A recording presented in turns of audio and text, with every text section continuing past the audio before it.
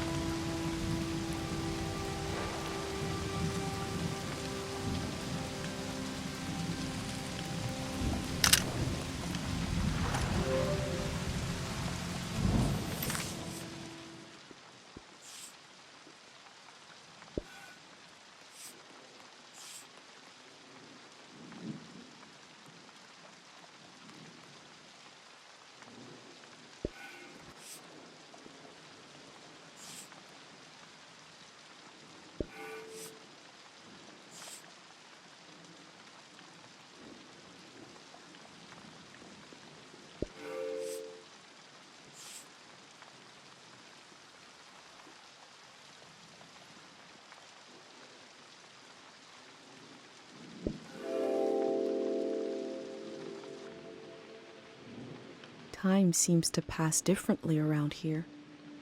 I feel so heavy and so light at the same time. I'm not really alone. I'm with myself. I'm with the earth.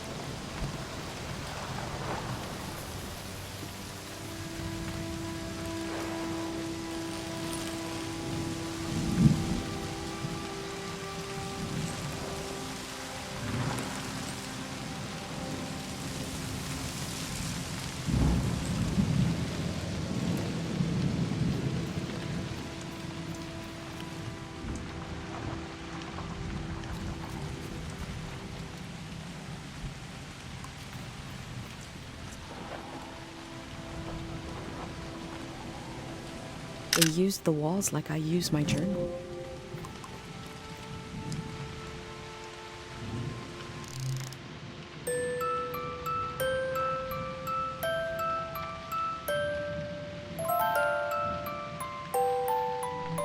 One melody is like me out here alone. I can't really live like this.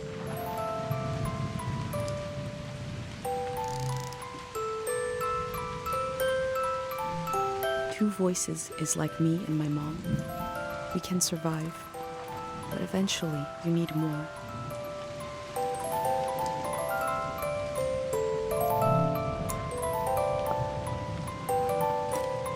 They kept themselves company with music.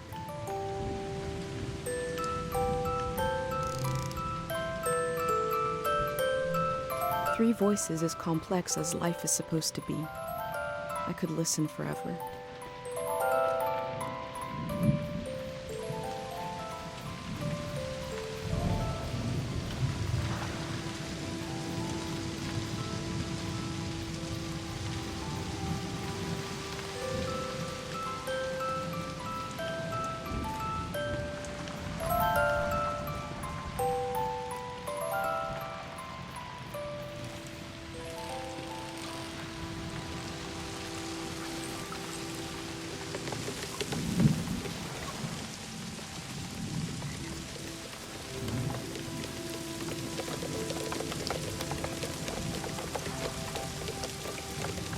Looks like they made it out of here.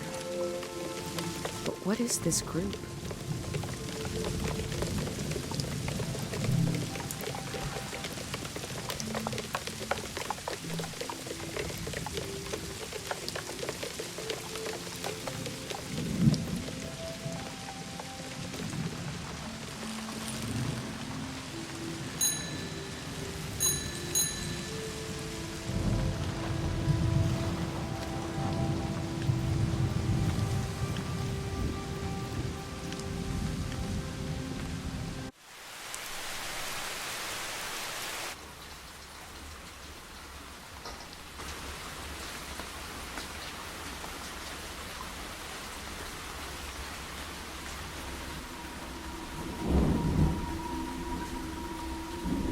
In the empty places, I found companionship in the tapes I recorded before leaving home. The elder told me the story of her life. I listened back to it, ready to note down anything that seemed important.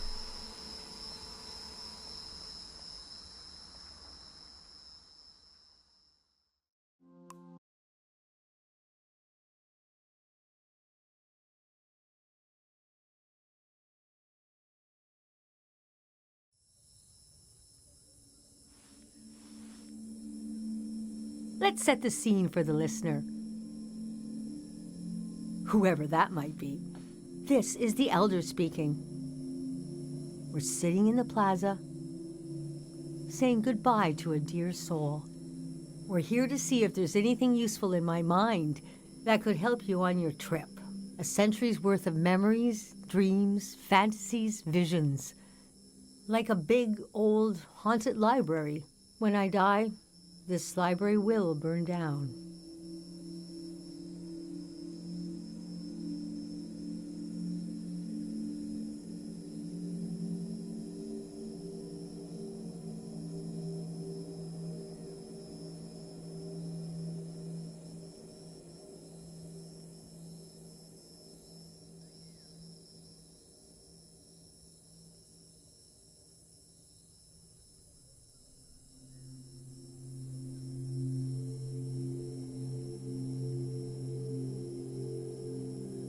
But which book should we check out first? I don't have all the answers, but I do feel the story of my life could help you understand what kind of world is out there. It's okay not to understand everything right away. The moment may pass before you've gotten a firm hold on it. But as long as you're there to witness it, to take it down in your journal, you and others to come will someday take the time to make sense of it all.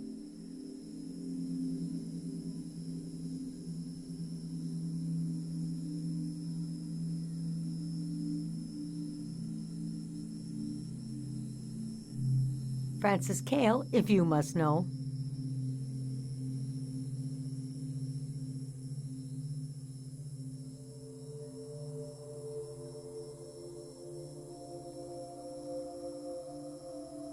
You can call me Frank, or Elder, or the Elder, or Elder Frank. You know, whatever. I don't care. I was born on the ocean. My mother and father worked on a cruise ship, the short-lived but glorious Watery Republics, floating cities. Most won their independence by the time I was born. How can I describe them? They were a jewel of the golden season. Pleasure boats with a radical political program. How nice. The Golden Age was a time of flags, logos, mottos, mastheads. My mom taught me to read them. She was the ship's philosopher. My dad was a recycling engineer. Recycling on the ship was a matter of life and death. We had to get the most out of every object and watt of energy.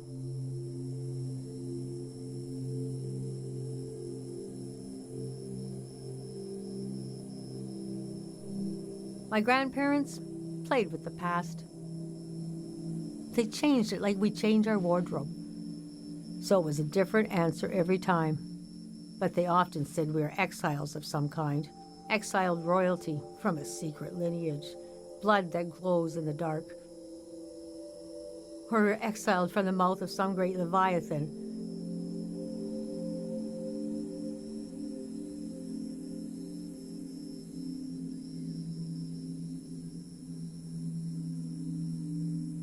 When they were older, they just said, we're from here. We're from right now. I loved the way the ship would tilt, especially as I fell asleep.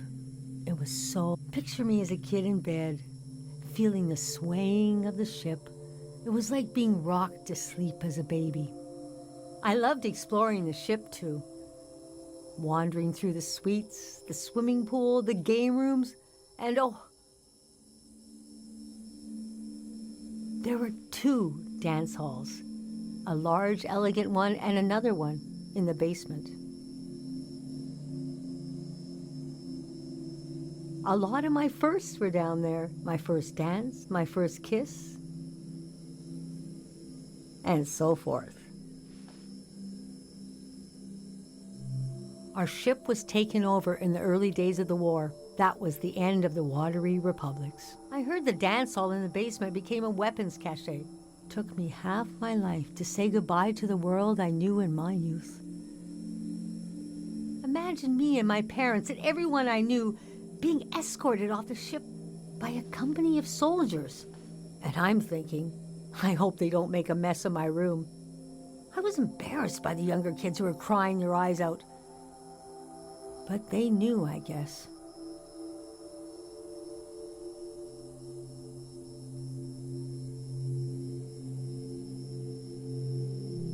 Yes, the start of the war was a turning of seasons, and we had been warned the season was going to end. Oh, but we didn't understand the warning. You see, one night, along a coastline shimmering above the water. Later, we found out this was an ancient warning system. It hadn't been used in so long. We just thought, well, ain't that... We tried to stick together and camped out on the coast of the Prismatic Grounds.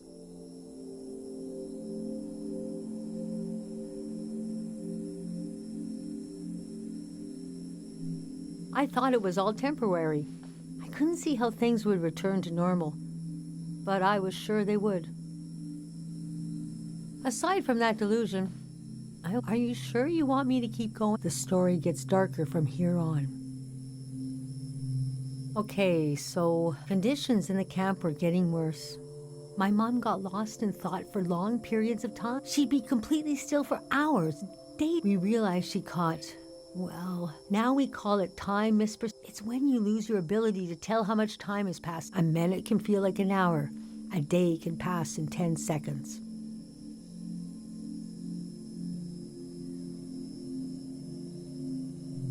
What's so hard is the feeling of absolute loneliness. Normally, we're all at least roughly in the same flow of time.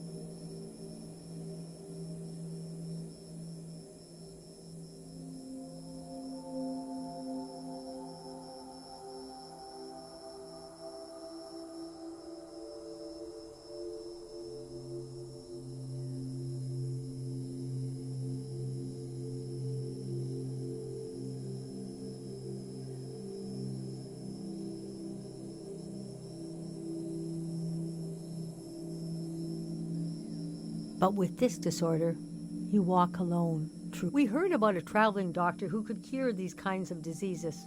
I decided to go find him. I found out his name was Dr. Fumio, and he traveled with his son Lucio. People talked about him like he was a god.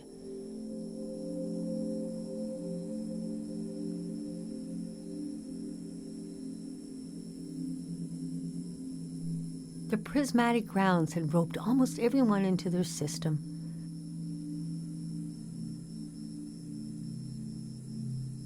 Until they reached the far wastes and heard no for the first time. Nobody reacted well.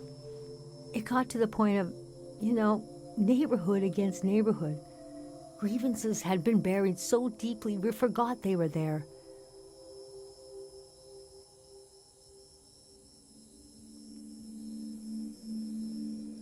It felt like things changed overnight.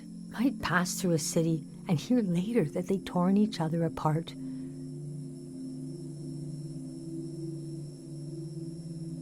I could not imagine it. I described my mom's condition to Dr. Fumio.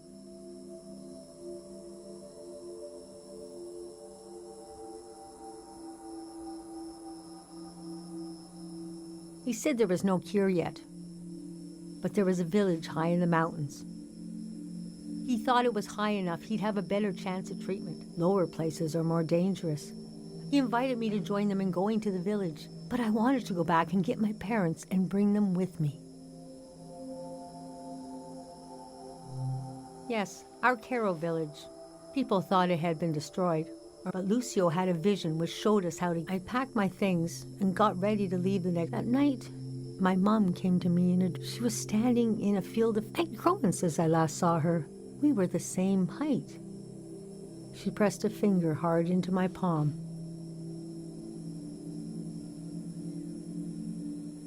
She taught me well. I knew the meaning of the gesture. I knew no matter what I did, I'd never see my parents again.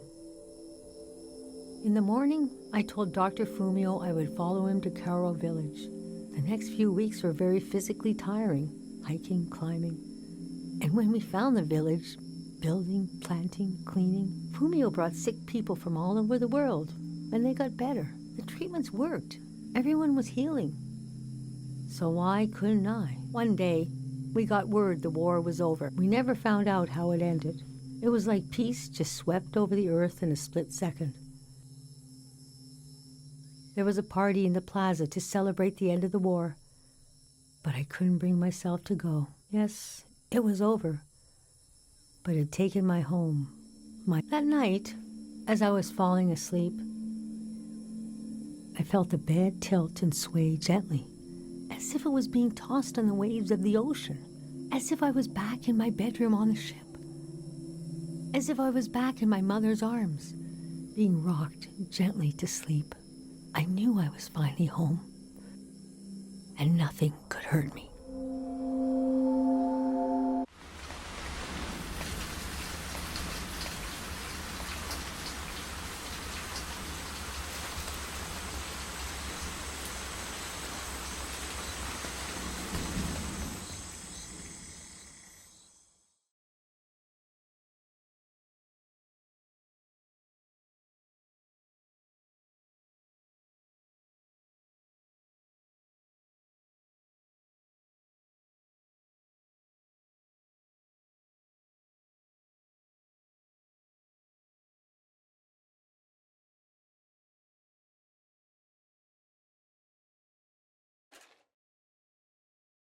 I imagined coming upon a place as hidden and singular as my own village.